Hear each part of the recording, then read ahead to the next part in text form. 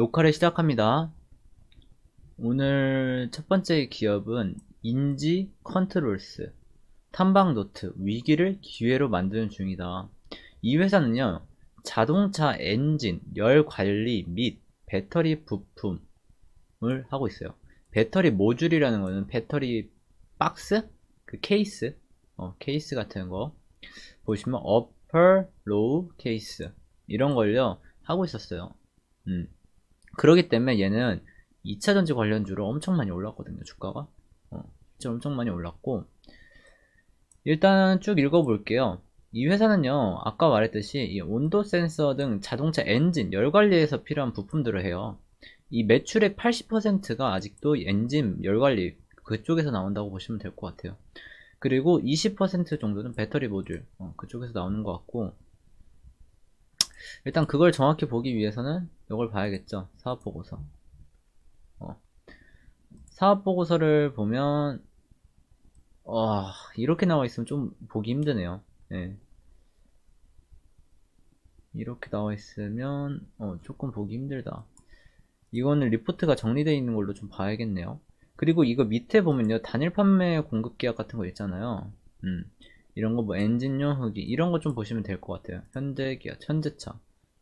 그리고 매출액이 이번 연도에 흑자 전환을 성공하긴 했거든요. 적자에서. 근데 여기 밑으로 쭉 보시면요, 얘네가 이유를 써놨어요. 매출액 증가에 따른 영업이익 증가래요. 보시면 이번 연도가 4,800억 5% 증가했고, 영업이익은 20억 마이너스 30억에서 20억 정도로 증가를 했어요. 근데 아직도 많이 저조한 거예요. 영업이익률이 너무 저조해요. 많이 저조하고, 이게 확실히 턴어라운드 되는 시점이면 이제 주가도 좀 턴어라운드 되지 않을까 좀 싶은데요. 일단 보면요, 2021년도 영업이익은 아까 말했듯이 매출액 4,800억과 영업이익 20억, 당기순이익 34억 원을 기록했어요. 이게 왜냐면 조금 안 좋았던 이유가 코로나 발발 및 통상임금, 소송 관련 충당금 인식에 따른 기저효과로 흑자 전환에 성공했으나 반도체 부족으로 인한 완성차 생산자, 이게 좀 요새 완성차들이요, 반도체 부족과 때문에 지금 못 만들고 있잖아요, 많이. 일단 이러다 보니까 완성차가 많이 못 만들면 얘는 완성차에 납품하는 건데, 거기에 대해서 좀 아쉽죠. 예. 그런 점이 좀 있어요. 그리고 헝가리 배터리 모듈 공장 가동 개시에 따른 초기 비용이 발생을 했대요. 그것 때문에 이거는 좀 저조한 수익을 보였다라고 보시면 될 것 같아요. 22년도 실적 기대감은요, 매출액은 5,700억에서 800억 20% 증가한 거고, 영업이익은 113억 원 수준이래요. 얘는 완성차 고객사 물량 회복, 헝가리 배터리 모듈 라인업.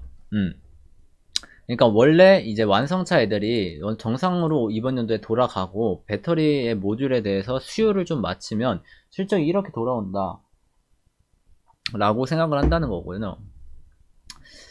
이게 보면요, 이 위기라는 게, 왜냐면 동사의 매출의 80% 이상이 엔진 관련 부품에서 나오거든요. 근데 이제 전기차로 가버리면 이 주요 매출이 감소될 수 있다고 해요. 근데 실제로 보면 사상 최대 매출이 16년도에 됐거든요. 근데 오핀 영업이익률이 그때 3%밖에 안 됐다는 거예요. 여기 보면 16년도에 6,200억에 180억, 15년도 16년도가 최고의 한 해였다고 볼 수 있는데요, 이 회사가. 보면 영업이익률이 3%밖에 안 돼요. 그래서 이 2차전지 배터리 모듈, 이거에 대한 수익성을 좀 많이 기대할 수 있다 라고 하는 것 같아요. 그래도 제가 봤을 때는 매출액이 조금 회복은 돼도 전기차로 가면요, 제가 봤을 때 이쪽 배터리 쪽을 늘리지 않는 이상 조금 힘들 것 같다는 생각이 들어요. 왜냐면 일단 이 회사가 보면 전기차에 대해서 보면 전기차 냉각수 밸브 20억짜리, 그리고 SK온, SK 배터리 회사죠. 그때 400억짜리, 250억짜리. 근데 이게 보면요, 기간이요 6년, 8년 이래요. 그쵸? 그러면 실제로 보면 이걸 나눠보면 거의 매출의 비중이 저조하다라는 걸 볼 수가 있어요. 이게, 그리고서 저는 솔직히 개인적으로 주가가 너무 많이 올랐었어요. 이게 5천원짜리가 3만원까지 6배가 올랐던 주식이거든요, 실제로. 2차전지 관련주로, 전기차 관련주로 이게 6배가 올랐어요. 그러다가 지금 12,000원까지 빠진 건데, 제가 봤을 때는, 그리고 얘가 아직 저점을 다졌다고 생각을 안 하는 이유가요. 최근에 이 모습 차트를 보면요. 여기가 이번 최근 하락장을 봐보세요. 최근 하락장도 전저점을, 이 빨간색 선이 지수인데, 이 지수가 전저점 이탈하면서 크게 빠졌을 때도, 이 종목은요, 이 종목 따라서 좀 빠졌어요. 그쵸? 이게 만약 버텨줬다면 바닥이라 할 수 있는데, 오히려 후반에 좀 무너지는 경향이 있죠. 이게 아마 현대차랑 같이 현대기아가요, 이 전쟁 때문에 러시아 공장이 있으니까 그쪽 문제 때문에 좀 많이 빠졌었거든요. 그때 이제 같이 빠진 느낌이에요, 이 주식이. 근데 아직 회복은 안 되고 있고, 그렇다면 더 빠질 수도 있다는 소리기도 해요. 그렇기 때문에 아직 저점이라고는 확실히 안 들고요. 그리고 제가 봤을 때는 실적이 좀 더 턴어라운드 된 걸 봐야 된다?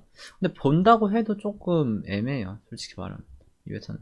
왜냐면, 이거는 테마주로 가야 되는 거잖아요. 그리고 실제로 매출의 비중이 그렇게 큰 것도 아니고.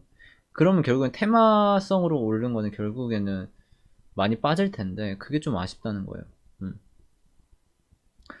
이게 완전히 주가가 되돌아왔으면 모르겠는데, 뭐 여기 5,000원 부분까지 하락했으면 이게 정상화된 거고 이제부터 제 가치를 시작한다라는 리포트면 모르겠는데, 그게 아니다 보니까 좀 아쉽다라고 볼 수 있을 것 같아요. 인지 컨트롤스의 현재 실적은 안 좋고요. 성장성도 만약 예상대로 간다면요, 나쁘진 않아요. 근데 한 해 역기저 효과인 거지, 이게 증가해가지고 막 쭉쭉쭉 그런 모습은 아니잖아요. 그것도 좀 아쉽고, 차트적으로도 별로 좋다고 생각은 안 듭니다. 지수보다 약한 보합 정도라고 보면 될 것 같아요. 근데 보유 중이신 분들은요, 이 주식을 보유 중이신 분들은 어쩔 수 없어요. 이거 한번 거래량 터진 급등이 나올 때 정리할 수밖에 없어요. 솔직히 이런 물린 주식들은 가만히 있다가 거래량 터지면서 막 상승할 때가 한 번씩 있거든요. 왜냐하면 지금 얘가 거래량이 안 터진 지 10월달부터 4월달까지 1년 반 정도가 흘렀기 때문에 한 번쯤 거래량 터진 상승이 나올 만해요. 그럼 그때 웬만해서 여기 본전이신 분들이라면 정리가 되지 않을까. 그것도 수익권에서 라고 생각을 해요. 그러면 만약에 정리를 한다면 뭐 16,000원에서 17,000원 사이 아닐까 좀 생각을 합니다. 만약에 여기 17,500원 여기 뚫긴 쉽진 않을 것 같아요, 솔직히 말해서. 17,000원 정도라고 보면 될 것 같고요. 매수는 저는 금지라고 생각을 해요. 이게 지수보다 강한 모습을 보여준 것도 아니고 거래량이 터진 모습도 보여준 것도 아니고 뭔가 턴어라운드 됐다는 지표가 안 보이거든요. 그 상태에서 주가가 그렇다고 여기에 뭐 저평가되어 있는 것도 아니잖아요. 저평가도 아니고 많이 빠졌다라고 하기는 너무 많이 올랐기 때문에 빠진 거고, 그렇기 때문에 딱히 매력이 없다라고 좀 생각을 합니다. 이번 영상은 여기서 마칠게요. 다들 수고하셨습니다. 구독과 좋아요는 다음 종목 제작에 큰 도움이 됩니다. 한 번씩 부탁드립니다.